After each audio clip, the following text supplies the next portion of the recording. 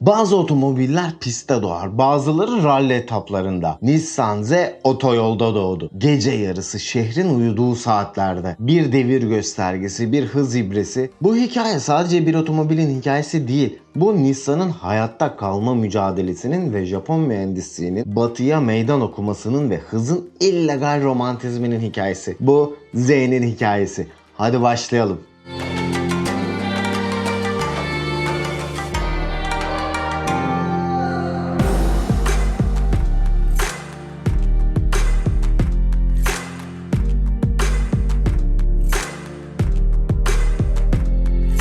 Bazı otomobiller bir fikirle doğar, bazıları bir tutkunun ürünü olur. Nissan Z ise bir mecburiyetin sonucuydu. 1960'ların sonuna geldiğimizde Japon otomotiv endüstrisi hızla büyüyordu. Ama bu büyümenin bir sınırı vardı. Nissan Japonya içinde güçlüydü, dayanıklıydı, hesaplıydı. Ama Batı dünyasında hala bir etiketi taşıyordu. Ulaşım aracı üreten marka. Oysa Amerika bambaşka bir yerde. Orada otomobil sadece bir araç değildi. Kimlikti, karakterdi. Ve Nissan'ın Amerika'da kalıcı olabilmesi için artık sadece ekonomik olması yetmiyordu. O yıllarda Nissan'ın ABD operasyonları Datsun adıyla yürütülüyordu. Satışlar fena değildi ama marka algısı çok netti. Ucuz, basit, güvenilir. Spor otomobil dendiğinde kimse dönüp Japonya'ya bakmıyordu. Jaguar, Porsche, Corvette konuşuluyordu. Japonlar bu masada yoktu. İşte Z fikri tam burada ortaya çıktı. Ve sanılanın aksine bu bir hadi spor araba yapalım heyecanı değildi. Bu yoksa bu pazarı kaybederiz endişesiydi. Nissan'ın yöneticileri özellikle Amerika tarafında şunu çok net görüyordu. Eğer bu marka batıda ciddiye alınacaksa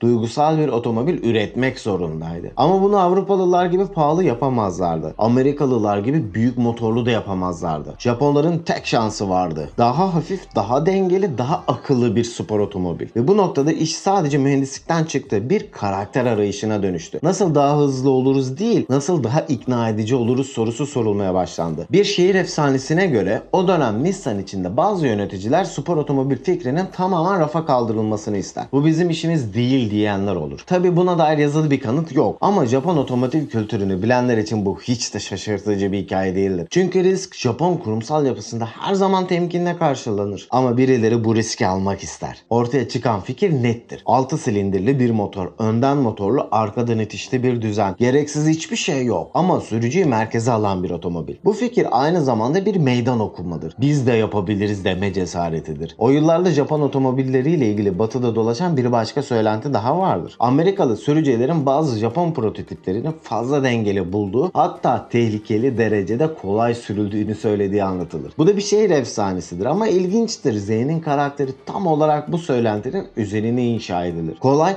ama sıradan olmayan, uysal ama ruhsuz olmayan, Nissan bu otomobille sadece rakiplerini değil, kendi algısını da değiştirmek ister. Bu yüzden Z Japonya için değil, önce Amerika için tasarlanır. Bu çok kritik. Z Japonya'nın batıya biz buradayız deme şeklidir. Sessiz ama net bir cümleyle. Ve belki de bu yüzden Z'nin hikayesi hiçbir zaman pistlerde başlamaz. Ne ralli etaplarında ne Le Mans'da. Z'nin hikayesi otoyollarda başlar. Uzun, düz, bitmeyen yollarda. Henüz Devil Z yoktur. Henüz Wangan yoktur. Henüz gece yarısı efsaneleri anlatılmaz. Ama temel atılmıştır. Nissan ilk kez hızın sadece bir sayı değil, bir his olduğunu kabul etmiştir. Ve bu kabul Z'nin doğum anıdır.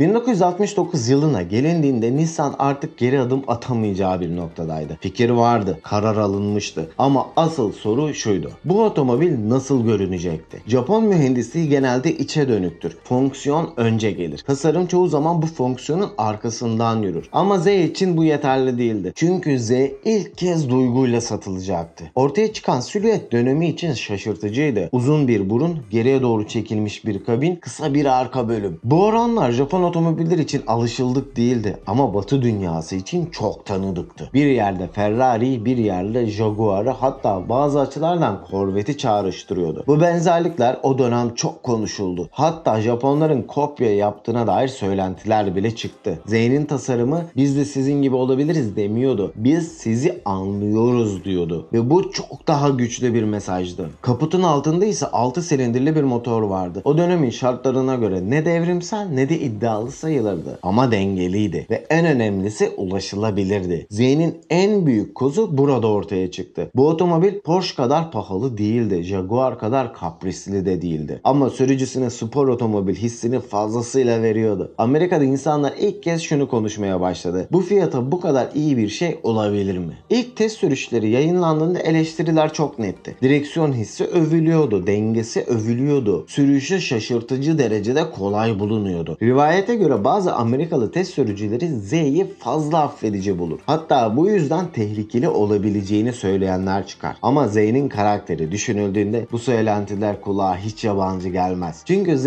sürücüyü korkutmaz, onu davet eder. Bu yaklaşım Japon mühendisliğinin en saf halidir. Hata yapmana izin verir ama seni cezalandırmaz. 1969'un sonunda 240Z Amerika'da satışa çıktığında Nissan'ın bile beklemediği bir şey olur. Talep patlar. Bayiler sipariş yetiştiremez. İnsanlar aylarca sıra bekler. Ve belki de ilk kez Japon bir otomobil için şu cümle kurulur: bu bir spor otomobil. 240Z artık sadece bir model değildir, bir algı değişiminin başlangıcıdır. Ama her başarı beraberinde bir yük getirir. Z artık sadece bir otomobil değildir, bir beklentidir. Ve bu beklenti ileride Z'yi en çok zorlayacak şey olacaktır. O günlerde kimse bunun farkında değildir. Herkes yalnızca şunu görür: Japonya masaya oturmuştur ve bu masadan kalkmaya hiç niyeti yoktur. 240Z'nin başarısı Nissan için hem bir zaferdi hem de bir tuzaktı. Çünkü artık ortada sadece iyi bir otomobil yoktu, bir beklenti vardı. 1970'lerin başında dünya değişmeye başladı. Önce petrol krizi geldi. Ardından emisyon yasaları ve sonra güvenlik regülasyonları. Bunların hiçbiri spor otomobiller için iyi haber değildi. Amerika'da yeni kurallar devreye giriyordu. Motorlar daha temiz olmak zorundaydı. Tamponlar daha dayanıklı olmalıydı. Gürültü sınırları düşüyordu ve her yeni kural otomobilleri biraz daha ağırlaştırıyordu. Nissan için bu dönemde asıl soru şuydu: Z'yi olduğu gibi mi korumalıydılar yoksa hayatta kalmak için değiştirmeli miydiler? Cevap maalesef romantik değildi. 240Z yerini önce 260Z'ye ardından 280Z'ye bıraktı. Kağıt üzerinde hala aynı otomobildi. Önden motorlu, arkadan itişli, 6 silindirli ama his artık aynı değildi. Motor büyüdü ama güç artışı sınırlı kaldı. Ağırlık arttı, yalıtım arttı, konfor arttı ve Z fark edilmeden biraz daha olgun bir otomobile dönüştü. Bu dönüşüm dönemin basınında da hissediliyordu. İlk yıllarda hafif ve çevik olarak tanımlanan Z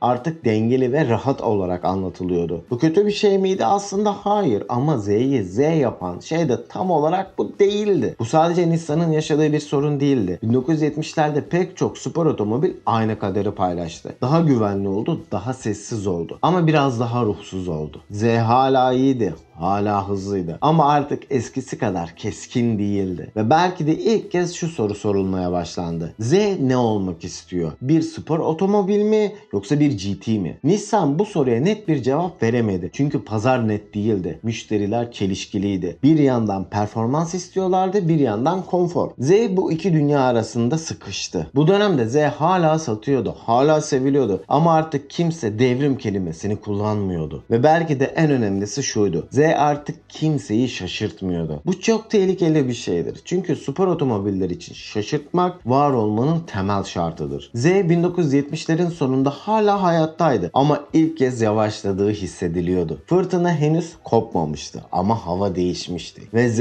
bu değişime ne kadar dayanabileceğini henüz bilmiyordu. 1970'lerin sonunda Z hala ayaktaydı ama artık kimse onun ne olduğunu tam olarak söyleyemiyordu. Spor muydu, GT miydi yoksa sadece iyi bir otomobil miydi? 1980'lere girerken Nissan bu belirsizliği bir avantaja çevirmeye karar verdi. Madem Z büyümüştü, o zaman gerçekten büyüyecekti ve böylece 300ZX ortaya çıktı. İlk nesil yani Z31, Z'nin artık yeni bir döneme girdiğinin açık bir işaretiydi. Daha köşeli çizgiler, daha fazla teknoloji ve artık açıkça konuşulan bir hedef. Z sadece sürülmek için değil, yaşanmak için de yapılacaktı. Turbo kavramı bu dönemde Z'nin hayatına girdi. Bu çok önemliydi. Çünkü turbo sadece performans değil, bir karakter değişimi anlamına geliyordu. Z artık alt devirlerden itibaren güçlüydü. Daha kolay hızlanıyordu, daha az çaba istiyordu. Ve tam da burada Z'nin kimliği bir kez daha değişti. Sürücülerden isteyen bir otomobilden sürücüye veren bir otomobile doğru kayıyordu. 1990'lara gelindiğinde Nissan bu yolu daha da ileri taşıdı. Z32 kodlu ikinci nesil 300ZX Dönemi için inanılmaz derecede karmaşıktı. Çift turbo, 4 tekerlekten yönlendirme, dijital sistemler, gelişmiş süspansiyon geometrisi. Kağıt üzerinde kusursuzdu. Dönemin otomotiv basını bunu açıkça söylüyordu. Hızlıydı, dengeliydi. Teknolojik olarak Avrupalı rakiplerinden geri kalmıyordu. Ama bir şey eksikti. Z32 sürücüsüne saygı duyuyordu. Ama onunla sohbet etmiyordu. Direksiyon çok düzgündü. Şasi çok kontrollüydü. Her şey olması gerektiği gibiydi. Ama Z'nin ilk günlerindeki o hafif huzursuzluk yoktu. Seni korkutmaz ama seni sınamaz da. Ve belki de Z için en tehlikeli olan nokta tam burasıdır. Çünkü Z tarih boyunca hep bir sınır otomobili olmuştur. Ulaşılabilir ama keskin, affedici ama canlı. Z32 ise biraz fazla güvenlidir. Yine de bu otomobil başarısız değildi. Aksine Nissan'ın mühendislik gücünün zirvesiydi. Ama bedeli ağırdı. Ağırlık arttı, bakım karmaşıklaştı, maliyet yükseldi ve dünya değişiyordu. 1990'ların ortasına gelindiğinde spor otomobil pazarı yeniden daralmaya başlar. SUV'lar yükselir, sigorta maliyetleri artar. Performans artık eskisi kadar romantik değildir. Z bir kez daha zor bir döneme girer ve bu sefer sessizce kaybolur. 300ZX sahneden çekildiğinde bu bir veda gibi görünmedi. Daha çok kimsenin yüksek sesle konuşmak istemediği bir suskunluktu. 1990'ların sonuna gelindiğinde Nissan çok zor bir durumdaydı. Satışlar düşüyordu, kar marjları eriyordu ve şirket yıllardır biriktirdiği yükle artık nefes almakta zorlanıyordu. Z bu tabloda bir semboldü. Güzel bir sembol ama pahalı. 300ZX'in mühendisliği etkileyiciydi ama sürdürülebilir değildi. Bakımı zordu, üretimi pahalıydı ve artık spor otomobiller şirketlerin vitrini olmaktan çıkmaya başlamıştı. Dünya başka bir yöne doğru gidiyordu. SUV'lar yükseliyordu, aile otomobilleri daha çok satıyordu. Sigorta maliyetleri performans otomobillerini cezalandırıyordu ve Z bütün bu rüzgarların tam ortasında kalmıştı. Nissan için acı bir gerçek vardı. Z artık bir zorunluluk değildi, bir lükstü. Bu dönemde şirket içinde alınan kararlar sessizdi. Ne büyük bir basın açıklaması yapıldı ne de dramatik bir veda hazırlandı. Z kataloglardan yavaş yavaş kayboldu. Rivayete göre Nissan içinde Z'nin tamamen iptal edilmesine karşı çıkan küçük bir mühendis grubu vardı. Bu grubun Z'yi tamamen öldürmeyin, sadece uyutun dediği söylenir. Bu arada Nissan'ın durumu daha da kötüleşir. Borçlar büyür, güven azalır. Z artık yoktur. En azından kağıt üzerinde. Ama Z gibi otomobiller gerçekten kaybolmaz. Sadece görünmez olurlar. Bu dönemde Z showroomlarda değildir. Reklamlarda değildir ama sokaklardadır. Garajlardadır. Genç sürücülerin hayallerindedir. Modifiye kültürünün köşelerinde yaşamaya devam eder. Ve belki de en ilginci, Z bu dönemde en özgür halini yaşar. Çünkü artık bir şirketin beklentilerini taşımıyordur. Bir pazar stratejisinin parçası değildir. Sadece bir otomobildir. Ve bazen bir otomobil için bundan daha iyi bir şey yoktur. Z sessizdir ama unutulmuş değildir. Çünkü bazı hikayeler bağırarak devam etmez, bekleyerek devam eder. Z uzun süre sessiz kaldı. 2000'lerin başına gelindiğinde şirket bambaşka bir noktadaydı. Borçlar hala ağırdı ama yön değişmişti. Ve bu yön değişikliğinin adı Carlos Ghosn'du. Ghosn'un Nissan'daki yaklaşımı netti? Duygusal kararlar değil, net hedefler. Ama ilginçtir, Z tam da bu dönemde yeniden masaya kondu. Çünkü Z rakamlardan ibaret değildi. Z markanın hatırlanma biçimiydi. Nissan içinde şu soru sorulmaya başlandı. Bizi insanlar neden sevmişti? Cevap SUV'larda değildi. Cevap filo satışlarında da değildi. Cevap Z'ydi. Ve bu kez karar çok netti. Ne 300ZX gibi aşırı karmaşık olacaktı ne de geçmişe birebir takılıp kalacaktı. Yeni Z köklere dönecekti. Ortaya çıkan otomobil 350Z oldu. Kod adı Z33 ve bu kod Nissan için bir reset tuşuydu. Önden motorlu, arkadan itişli atmosferik V6. Kağıt üzerinde de evrimsel hiçbir şey yoktu. Ama tam da bu yüzden önemliydi. 350Z sürücüsüne bir şey kanıtlamaya çalışmıyordu. Bak ne kadar teknolojiyim demiyordu. Bak ne kadar karmaşığım demiyordu. Sadece şunu diyordu.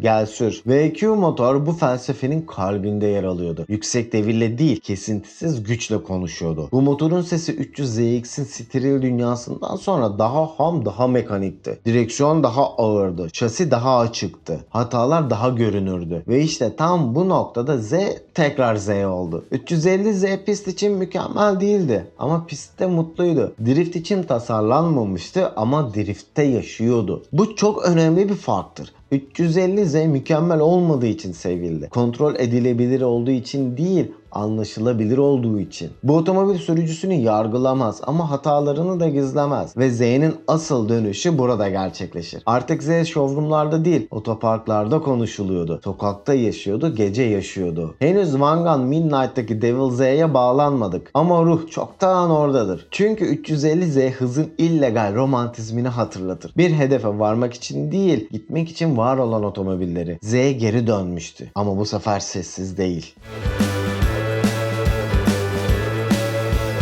Tokyo'nun gecelerinde var olan bir oluşum vardı. Adı yüksek sesle söylenmezdi. Zaten söylenmesine de gerek yoktu. Midnight Club. Dışarıdan bakıldığında kaos gibi görünürdü. Ama gerçekte tam tersiydi. Bu Japon otomobil kültürünün gördüğü en disiplinli topluluklardan biriydi. Midnight Club'da otomobiller rastgele seçilmezdi. Burada önemli olan güç değil, ulaşılabilen en yüksek son hızdı. Bu dünyada bir otomobil kısa sürede referans noktası haline geldi. Porsche 911 Turbo, yani 930. Ona verilen isim tesadüf değildi. Blackbird. Bu isim Avrupa'daki başka bir efsaneye bir cevaptı. Ruff'un Yellowbird'üne. Yellowbird neyse Van Gogh gecelerinde Blackbird oydu. Bir rakip değil, bir ölçü. Kimsenin gerçekten geçmesi beklenmezdi. Sadece yaklaşabilmek bile yeterliydi. Midnight Club'da Blackbird'ün karşısında duran otomobil ise bir Japon Z'siydi. 280 ZX. Gücüyle değil, nasıl hazırlandığıyla konuşulan bir otomobil. İşte bu gerçek dünya hikayesi 1990 yılında Japonya'da yayımlanmaya başlayan bir mangaya ilham verdi. Adı tanıdık gelecektir. Van Gun Midnight. Bu manga 2007 yılında animeye uyarlandığında gecenin bu dünyasını çok daha geniş bir kitleyle buluşturdu. Hikayenin merkezinde Midnight Club'daki Blackbird'e rakip olan bir Z vardı. Animede bu otomobilin adı Devil Z oldu. Devil Z birebir bir 280 ZX değildi. S30 kasa bir 240 Z'ydi. Ama onun ruhunu taşıyordu. Anime gerçek otomobilleri kopyalamadı. Anlamlarını aldı, isimlerini değiştirdi, hikayeyi yoğunlaştırdı. Blackbird bir sembole dönüştü. Z ise Devil Z oldu. İzlemediyseniz kesinlikle tavsiye ederim. Initial D'den sonra iyi gelmişti bana. Biraz spoiler vereyim şimdi ama izleyecekler şu dakikaya atlayabilir. Çocuğun biri bir yarış arabası almak için bir hurdalığa gider. Orada bir arabanın kendisiyle konuştuğunu duyar. Burada hurdalıktan çıkartılan bir S30 240 Z güzel bir bakımdan geçer ve ilk denemede sürücüsüne kaza yaptırır. Çünkü Devil Z'nin ruhu vardır. Daha sonra sokağa çıkmaya başlar ve kendini göstermeye başlar. Tüm rakiplerini teker teker geçmeye başlar. Arada motor falan da patlatır. Blackbird'e meydan okuyabilen yegane araba olur. Hatta Blackbird'ün sürücüsü bunu kafaya takar ve kendi arabasını gitgide daha da geliştirmeye devam eder. Dizide anlatılanlara göre her sahibini öldüren bir arabadır bu. O yüzden lakabı Devil Z olmuştur. Ve dizinin sonunda her sürücüsünü öldüren Devil Z son sürücüsünün hayatını kendi canı pahasına korur. Kendisi ölürken sürücüsünün yaşatmayı başarmıştır. Spoiler bitti. Midnight Club içinde otobanda başkasını tehlikeye atan tek bir hareket bile kabul edilemezdi. Bu yazılı bir kural değildi ama ihlali kulüpteki yerini anında silerdi ve sonra her şey bir gecede bitti. Kulübün dağılmasına sebep olan olay yerel bir motosiklet çetesi olan Bosu Zoko'nun Midnight Club üyeleri yarışırken onları sıkıştırıp kendileriyle yarışmaya zorlaması sonucu oluşan ve 6 sivilin hastanelik olduğu bir kaza. Bu olay artık bu kültürün sürdürülemeyeceğini net bir şekilde gösterdi. Midnight Club kendini feshetti. Kimse hesap vermeden. Ama etkisi kaybolmadı. Bu kulüpte yer almış pek çok sürücü otomotiv dünyasının içinde kalmaya devam etti. Japon modifiye kültürünün başka efsanelerine imza attı. Devil Z anime kadar aslında modifiye kültürünün de bir sembolüydü. Bir otomobilin bir rakamdan ibaret olmadığını anlatan bir sembol. Midnight Club yok oldu ama bıraktığı iz hala yaşıyor. Çünkü bazı kulüpler dağılır ama kültür devam eder.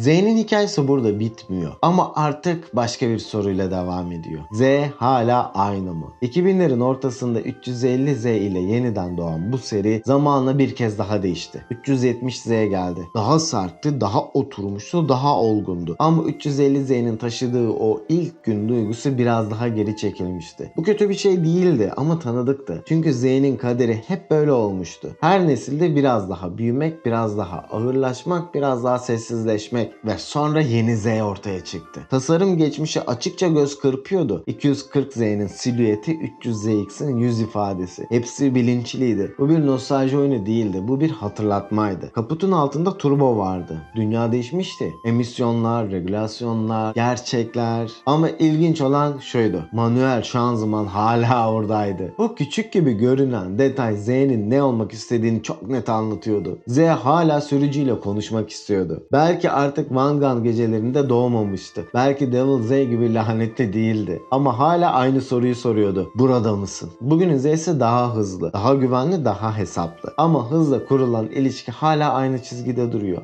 Ve işte dostlar, Z'nin hikayesinin de sonuna geldik. Bu hikaye pistlerle ilgili değildi, kupalarla ilgili de değildi. Bu hikaye geceyle ilgiliydi. Uzun bir yolun tek bir far çizgisine dönüştüğü anlarla. Z hiçbir zaman en olmak istemedi. Sadece doğru yerde durmak istedi. Bazen yanlış anlaşıldı, bazen fazla büyüdü, bazen sessiz kaldı. Ama hiçbir zaman tamamen kaybolmadı. Çünkü Z bir otomobil değil, bir dönemdir, bir ruh halidir ve belki de en önemlisi bir hatırlatmadır. Hızın bir amaç değil, bir dil olduğunu hatırlatır. Eğer bu hikaye sana bir yerde tanıdık geldiyse, eğer bu otomobillerde sadece motor değil, bir şeyler daha gördüysen doğru yerdesin. Burada kendinden bir şey bulduysan kulüpte yerin hazır. Çünkü burada otomobilleri sadece rakamlarla değil, verdikleri hislerle de konuşuyoruz. Bir sonraki hikayede görüşmek üzere. Kendinize iyi bakın.